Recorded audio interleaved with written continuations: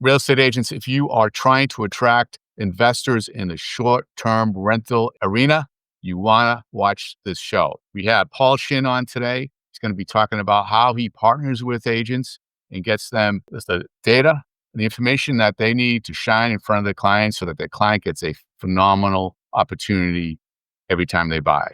So let's roll. Paul, welcome to the show. Joe, I love it. Thank you so much for having me, my friend. It's great to be here. Yeah, this is great. So I didn't mention you're a world record holder, which we'll get into in a little bit. I'm curious about that. I purposely did not hear that story. So we'll get into that. So what is it that separates you apart from other short-term rental companies that are out there? Yeah, that's a great question. And I think the answer is probably a little cliched, but I'm happy to jump into it. When we started this, it was myself and just two partners. We're all real estate investors. All of us have investment properties, and we kind of fell into the same trap that I probably say 99% of real estate investors fall into, right? We heard a couple years ago that if you buy an Airbnb, it's a gold mine. So, I'll just, I don't know. I like this spot. Sure, why not? The numbers worked out okay. My real estate agent said it was a good deal. So I bought it. And I'm like, I don't know how to manage this. I don't know who to talk to. Right. I mean, we got we got a management company. They were charging me 30%. They didn't give a crap what was happening with the home. Half the time I felt like I was doing the work.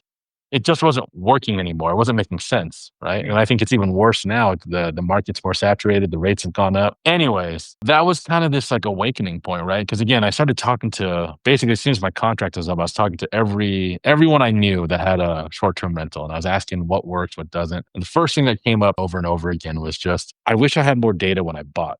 Like, I don't know. Like, it was just pure luck. I either got lucky and I bought at the right time or I didn't. No one understood what they were doing. So that was a huge wake up call for me. And that's one of the things that we do. It's what we love working with real estate agents is that anyone that comes to our door, whether you choose to work with us or not. And again, we do this for quite a few real estate agents is that we'll produce this 22 page report. We use 3 or 4 different data sources, and it's not just AI generated. I have no problem with AI, Right. but we have an actual human. He's a former Deloitte CPA, worked at a big 4 firm, was a VP as a major restaurant chain. He did that. I mean, he's analytics and numbers is his life. He's much smarter than me. And So what's the scale that you're working on? How many you spread across 18 states? 18 different states How right do you now. manage that? And what size of business do you have here? How many doors do you operate? I don't know what our last count was. I'll need to double check that.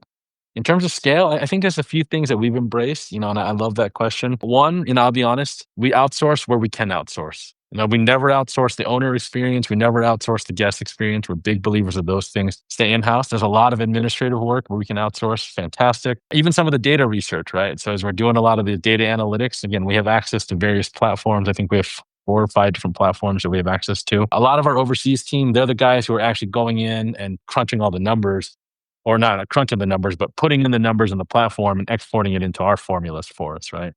Now, again, our team on the state, like over here, they're the guys who will do the final count, make sure everything's legit, double check it all. And again, anytime you're ever working with the actual homeowner, and anytime the guest, you're talking to someone here in the States. Yeah. But anyways, great question there, man. So that's you have employees, you have 1099s all around the country and all these 18 Yeah. states. So we have a combination of both, right? Some of our team members are 1099s. Others are in-house employees, especially certain areas where they're a lot pickier about, hey, a management company has to have an employee within, 10 minutes of the home, 15 minutes of the home, within a certain zip code. So markets that make sense for us, we want to make sure that we have actual boots on the ground. Other ones, again, we have 1099. We understand that they probably work at some of, other management companies. Obviously, a lot of the cleaners, the maintenance people, those aren't in-house employees. They're just 1099. They sub out with us. With that being said, we work really hard to make sure that we treat them like family. We do performance plans, we do incentives, we do bonuses on their 1-year anniversary. If they get a certain number of 5-star cleanings in a row, there's a little kickback there. We're big believers if we take good care of them, they're going to take care of our homes. That way we can take care of the owners. So I understand your value on the front end is huge, right? The the investor's going to be getting a good deal if everything goes right. Sure. Right. So, A lot of data there. yeah. What's the value once you're in? You don't get paid for that. What's your value to them once you're on board? Why do they want to hire No, I love it, man. So there's 3 other points that we found out. So again, the first one is we need to give them data. And you're right. That's before they even sign, right? We show them everything. And we've walked away from millions of dollars of deals just telling them, hey, look, this is better as a long-term. This one would have been a great short-term, but our system flagged that, the local legislation is super unfriendly to short-term. So you're probably going to have a lot of issues with permitting, whatever it may be. Once you sign, right? Once you buy the home and you want a short-term rental management company, there's three things that we do a little bit differently. Inside of our projections of the data that we produce, we actually give you a number. So, Joe, if you were like, hey, man, I really want to buy this condo, I want to buy this townhouse, I think it should do well. I've never seen another management company do it. I'm not saying it doesn't exist, but we've talked to countless numbers at this point. We actually give you a number. We say, hey, Joe, based on all the calculations, what we have, the amount you're willing to invest into the home, the amenities, the seasonality, all this data together, we believe that this home, if properly managed, will hit blank, right? And that's not just a number we throw out there. Right. We're so confident in that number that we say, look, we will only charge you our full rate if we hit that number. Nice. If we miss that number, we take a lower rate too. So we have skin in the game. But if we beat that number significantly, if we're 5% over the goal, then we have a little bit of a kicker. So all of a sudden we're saying we're on the same page. We want you to win too, Joe. That's Right? fantastic. So, and again, we have not seen anyone else do that. So we're big believers of that. The second thing is that we don't do any sort of long-term contract. Every single person's month to month with us. No kidding. With that being said, our retention rate is phenomenal. We tell every single person, look, dude, I don't want you to be in a relationship with me because you're contractually obligated to be in a relationship with me. Right. We understand that there's going to be some people who take advantage of it. But generally speaking, the numbers make sense. You give us a 30-day out, no problem. But again, over and over and over again, what we found is the majority of homeowners, the majority of these property investors, they're looking for someone good. And once you prove that you're good, they don't want to keep changing. They don't want to deal with the headache anymore, right? So we say, look, dude, it is not a contract with us. We will fight for you every single day, every single month. We do a monthly checkout or a monthly a monthly summary for our owners. But we're so far the only ones that we've seen. We also do every 90 days. We do a what we call a quarterly business review, where we actually sit down and we say, hey, look, Joe, this is what your property did the last 90 days. This is what we projected it was going to do. This is where we went above. These are the things that we are actively changing for the next 90 days to hit our goal, to make sure that we still hit our annual goal with you. That's great. Right? We review every single purchase. Sorry, go ahead. You're not just a service provider, you're almost a partner with them. We're big believers of it. And I mean, honestly, I think part of it comes from, again, my background's in the tech space, right? And these are just, for better or worse, I think that's, it's kind of how you have to play in the tech space to form real relationships and real partnerships to grow your business there, right? And again, I've helped scale businesses to the hundreds of millions of dollars range. And it's just the playbook that we use. And when I came here, I was frustrated because I felt like I was a transaction to everybody, right? Everyone was trying to figure out how they got their piece out of my money. Right. But no one was there with me to say, hey, man, what should your home actually be doing? And let me actually be the guy that gets it there for you, right? Yeah. Everyone is very passive of like, hey, I'll put your listing up on Airbnb. I'm like, I can put a listing on Airbnb. What are you going to do after that?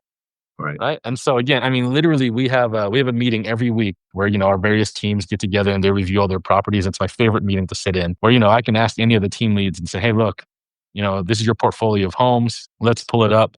How come home XYZ is underperforming? And you say, hey, look, these are all the things that we didn't account for. These are all the things we're actively doing to make sure we hit that number, right? So whether it's we're going to offer discounts on, 3 or 4 day stays, we're going to offer this, we're going to waive a certain fee, whatever it may be, but they actively are coming up with plans to make sure that we will hit those goals. So we are very performance driven. Again, And no contracts. That's phenomenal. That's again, the month to month, I think is unheard of as well. So I never did that. I used to do short terms. They were not month to month. Well, and I felt it, right? Like there's nothing more frustrating than realizing that the guy who's watching your home doesn't care about it, but also I can't fire him. Right. No, that's right. brilliant. Anyways, man. Sorry, go ahead. No, that's great. So what do you do differently to market these homes to make sure they're getting hit in the numbers? Do you have a whole different program that, you don't have to share if it's secret sauce? Well, I mean, there's a couple things that we do. And again, I don't know, man. Maybe some of it is secret sauce. Hopefully my partners don't see this and they get too mad at me, but there's a few things, right? One, and again, like it takes work and that's okay. Like we get it. We're big believers in the long-term investment. One, again, it's not just, hey, we throw up a listing up there and we're like, hey, hopefully it works out well. My background, along with being in the tech space, is I've always been in digital marketing. So we are continually A/B testing your headline, your photos, right? Hey, this photo does better here. In the winter, we're going to run this headline. We're trying, et cetera. So we're tweaking that constantly, right? It's just nonstop. We use dynamic pricing. I know lots of people do. There's some people who don't.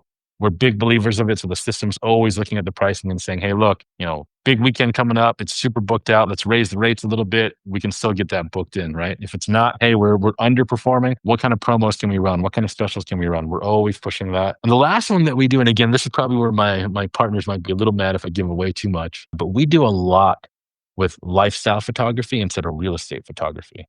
Cool. And I think this is an area where people just get a little confused, right? Where they get really nice real estate photos.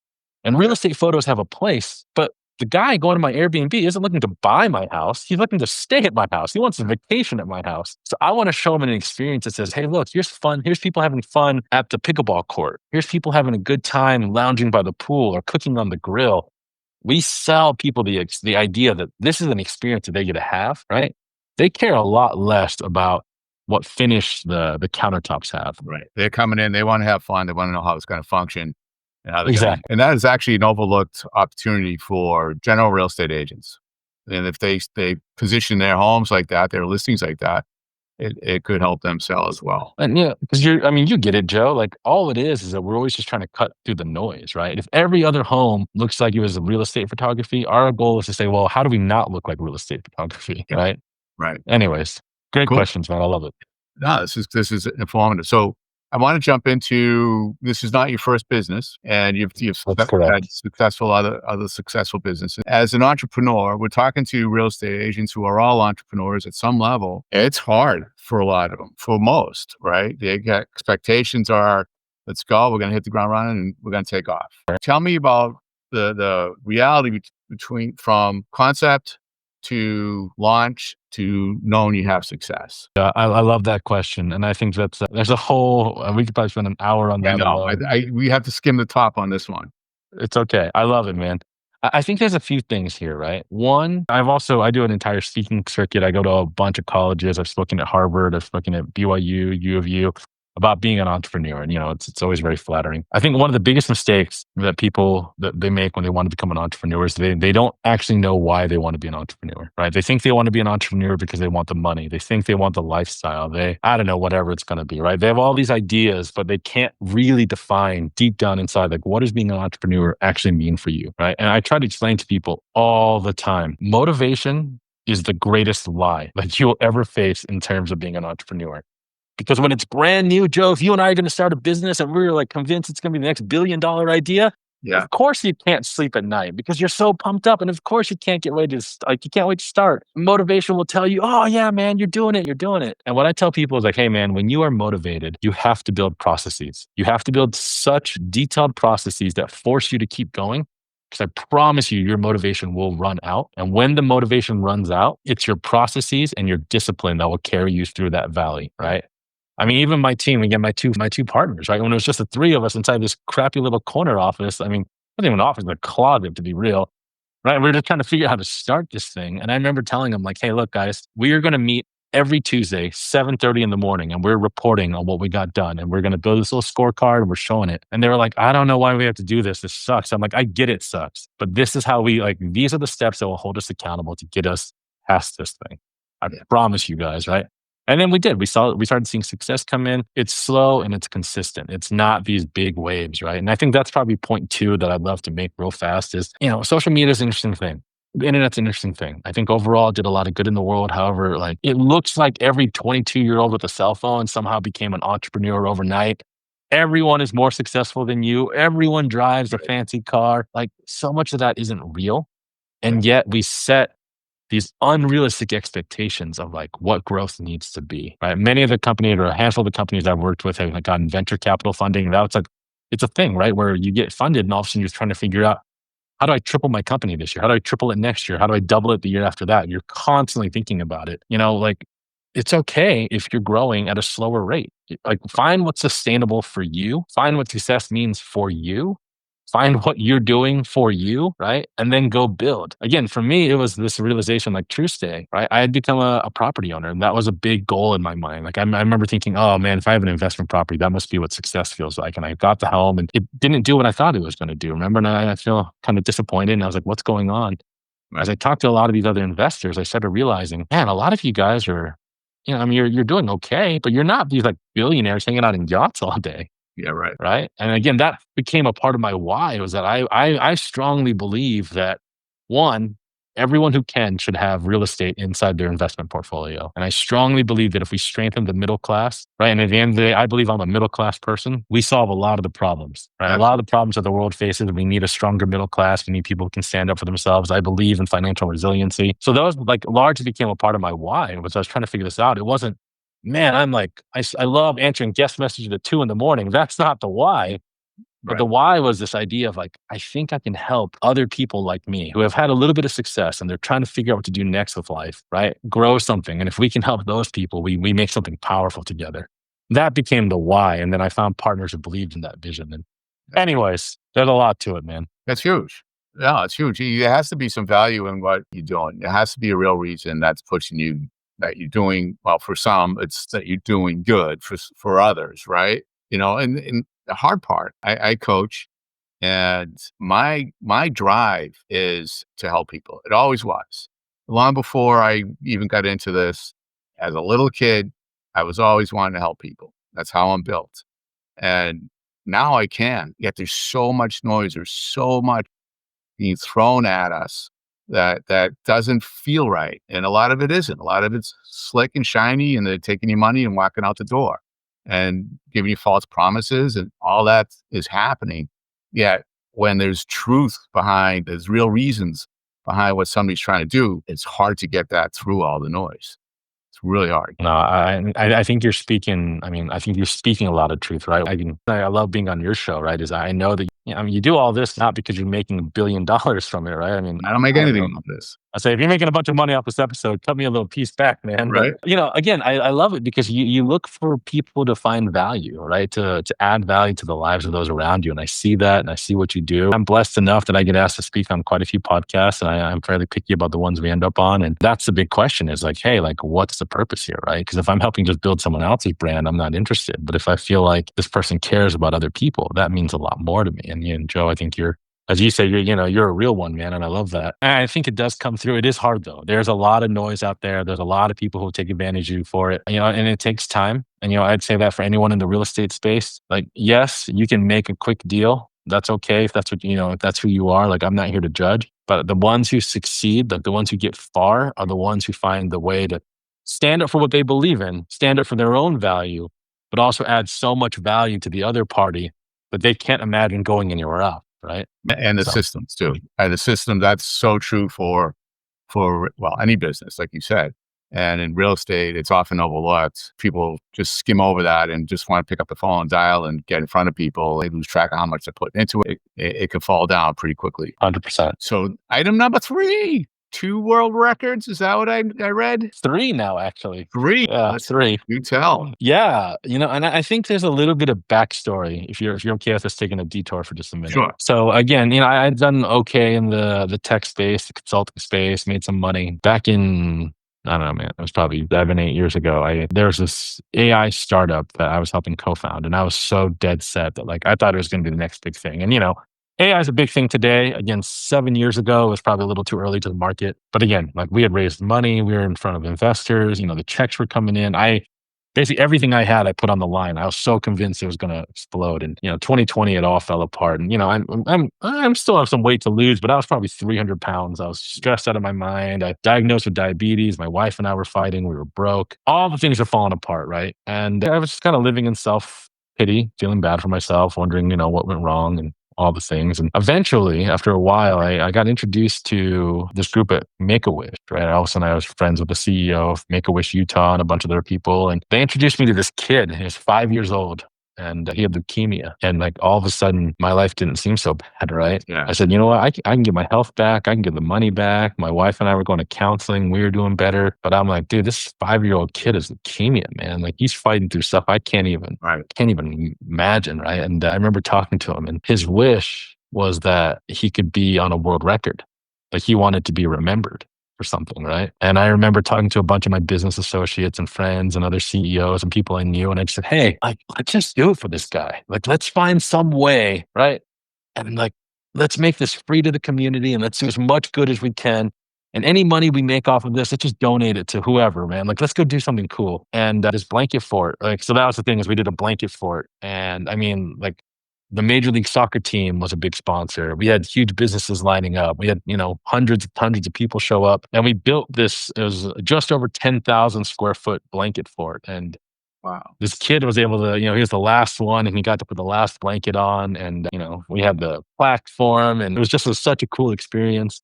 And then, all the blankets afterwards got donated to various homeless shelters here in the Utah area. And that was Very cool. Just a powerful moment. And, such an eye opening thing of like, you know what? Like money comes and goes. And I'm not saying money is bad. I think a lot of people think money is bad or money is good.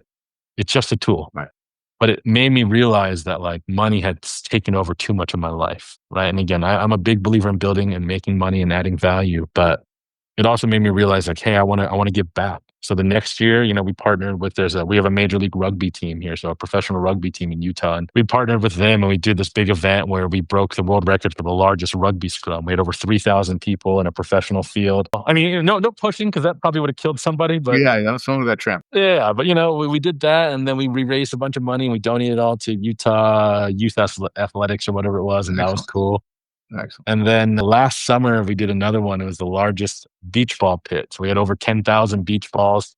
We filled this big field up with it. We invited the entire audience to come out. We had a concert, fireworks, the whole 9 yards. And we were able to write a decently significant check to Primary Children's, right? And I have 4 kids of my own, and that was just near and dear to my heart. So thank you, man. That's I appreciate that a real lot. stuff, man. That's real impact. That's fantastic. Good for you. Thank you, my friend. Thank Yeah. you. So That's how we can't top that, and that's fantastic. When you were looking back, when you were down and out, 300 pounds, and now where you're sitting, and you're back, you've done a lot of great things. What would you tell that guy? man, I mean, I think it's a lot of the same things, right? One, like figure out like who are you, man? Right? Not what the world wants you to be, not what you think the world needs you to be, but like who are you? Right? I mean, I'll be honest, there's a big realization moment. I remember at one point in my life, I had an Aston Martin, a Porsche, BMW, Mercedes, whatever. And today I drive a Toyota Prius, right? And again, I can appreciate a nice car. I have no problem with a nice car, right? But it finally hit me that high-end cars kind of stress me out. Yeah. I'm worried that other Scratch. people are going to, yeah, right, exactly. And if a check engine light goes out, I don't know what to do, right? And it finally hit me. I was like, you know what? This is a very boring car, but it gets me every single time to point A to point B. Right. It costs me next to nothing to drive, nothing to maintain. I don't care about it. And it made my life better. Anyways, but for a long time, I thought I was supposed to drive a certain kind of car. Yeah. Because that's what you're supposed to do, right? You make it to a certain level, you have to go buy the car. And I realized that I'd fallen into that trap of like, I was living a life that I thought I was supposed to be living, not the life that I wanted to be living, right? So take some time to like figure out who you are. And that was huge for me. I mean, quite literally, I grew out my hair and I embraced the fact that, you know what? I'm still a kid at heart. I still love listening to the same music I listened to in high school. Anytime I can, I'll bail on anything I can to get on a board, a longboard, snowboard, skateboard. Like I love anything with a board. But for a long time, I said, I can't do that, right? Because that's not Right. how I'm supposed to act. Yeah. And like that brought so much peace and joy back into my life. So there was that. And then I hadn't defined, like I was trying to play a game and I haven't defined how I win the game, right? Like you can't win any game if you don't know how to win the game. And yet all of us, most of us go through life with this ambiguous idea of like, well, I just want to be successful. I want to be happy. Well, what does that mean for you, Joe? Like, let's sit down and talk about that, right? And I mean, you talked about coaching, but I worked with lots of coaches. I mean, I talked to, people of various religions. I did my own nature walks. I journaled. I did all this stuff. And I started to realize what I wanted, what winning looked like for me was very different than what I thought winning looked like. Right. Right. And I think you will set yourself up for failure no matter what if you go down the road long enough where you don't know who you are and you don't know what you want.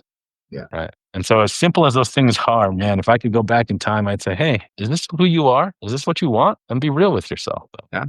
It's not easy to uncover that on your own. You really need guidance. I've found it's a journey to figure that out for most people. That's awesome. I mean, I'll be honest. I got into again, I was very blessed, even though after everything fell apart and I didn't have 2 dimes to rub together, I luckily had some success and I found some friends who had done well. And there was a local guy here who, here in Utah again, and he was much better off than I was. And he covered my cost of living for probably 6 months.